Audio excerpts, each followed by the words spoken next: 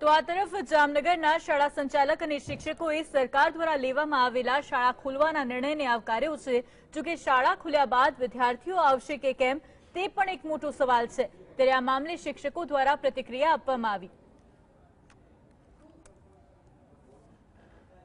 છેલ્લા 9 મહિનાથી બંધ પડી રહેલા જે શિક્ષણના જે એકમો જે છે તેને શરૂ કરવા માટે જે રાજ્ય સરકારે જે આજે નિર્ણય લીધો છે, જે શૈક્ષણિક સંસ્થાઓ જે છેલ્લા 9 મહિનાથી લોકડાઉનની સ્થિતિના કારણે બંધ હતી તેને આગામી 23 નવેમ્બરથી જે ખોલવાનો જે સરકાર દ્વારા નિર્ણય લેવામાં આવ્યો છે, જેને લઈ અને અત્યારે હાલ જે શિક્ષકોમાં શું માહોલ છે એના નિર્ણયને તેઓ કઈ રીતે જોઈ રહ્યા છે, આપણે સીધા શાળા સંચાલકો સાથે જ વાત કરવાનો પ્રયત્ન કરશું। સાહેબ, 9 મહિના બાદ જે શૈક્ષણિક સંસ્થાઓ ખોલવાનો સરકાર દ્વારા ફરીથી નિર્ણય લેવામાં આવ્યો છે, આ નિર્ણયને આપ કઈ રીતે જુઓ છો? નમસ્તે। સૌ પહેલાં તો આ સરકારનો જે ડિસિઝન છે એને હું સમગ્ર જામનગર વતી અને ગુજરાત રાજ્યના સમગ્ર લોકો વતી આ નિર્ણયને આપણે આવકારીએ છીએ। મિત્રો, પહેલાં એવું કહેવાનું છે ખાસ કરીને કે જે આ 9 મહિના લોકોએ ધીરજ ધરી છે, ખાસ કરીને ઘણા બધા ટીચર્સ અને સ્ટુડન્ટ છે કે ટીચર્સે ઓચિંતાનું ઓનલાઈન એજ્યુકેશન આપવાનું શરૂ કર્યું અને સ્ટુડન્ટ્સ ભણ્યા છે, એ ધીરજ માટે સૌને ખૂબ ખૂબ ધન્યવાદને પાત્ર છે।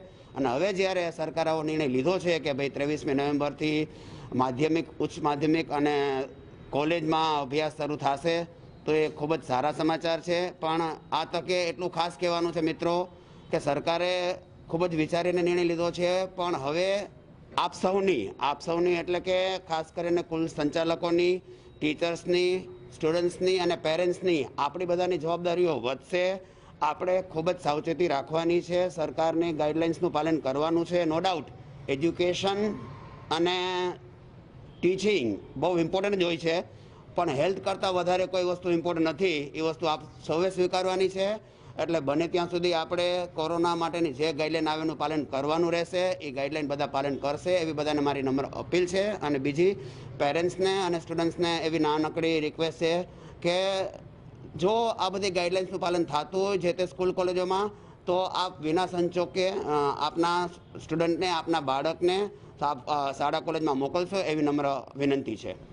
બિલકુલથી 9 મહિના બાદ જે અત્યારે શૈક્ષણિક સંસ્થાઓ ખુલવા જઈ રહી છે, ખાસ કરીને ધોરણ 10 અને 12ની પરીક્ષાઓ જે હવે નજીકના સમયમાં આવશે, તો જે અભ્યાસક્રમ પણ જે છે તે આપની દ્રષ્ટિએ શું અસર પહોંચશે? નમસ્કાર। સ્કૂલના આચાર્ય તરીકે એક જવાબદારીનું અમને બહુ સારી રીતના ધ્યાન છે અને આ જે નિર્ણય લેવાયો છે જે 9થી 12ના ધોરણના માટે સ્કૂલ રીઓપન માટે, તો મારું એ કહેવું છે કે અત્યાર સુધી બધા ક્ષેત્રોમાં ધીરે ધીરે અનલોક 1, 2, 3 થતાં બધા ક્ષેત્રો રીઓપન થઈ ગયા છે, તો એક સ્કૂલ જ એવી જગ્યા રહી ગઈ છે જે બાકી છે અને આ નિર્ણય સારી રીતે અમે સ્વીકારીએ છીએ। અને હા, પેરેન્ટ્સને અને સ્ટુડન્ટ્સને એક ચોક્કસપણે હું એશ્યોરન્સ આપીશ કે અમે લોકો બધી SOP ફોલો કરી અને સ્ટુડન્ટ્સની સેફટીને ખાસ ધ્યાનમાં રાખી અને સ્કૂલ રીઓપન કરશું।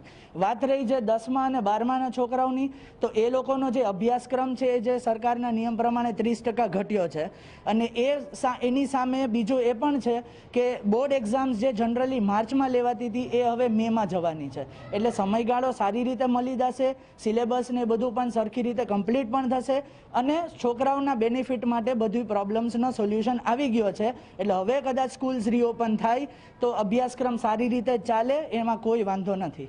Thank you.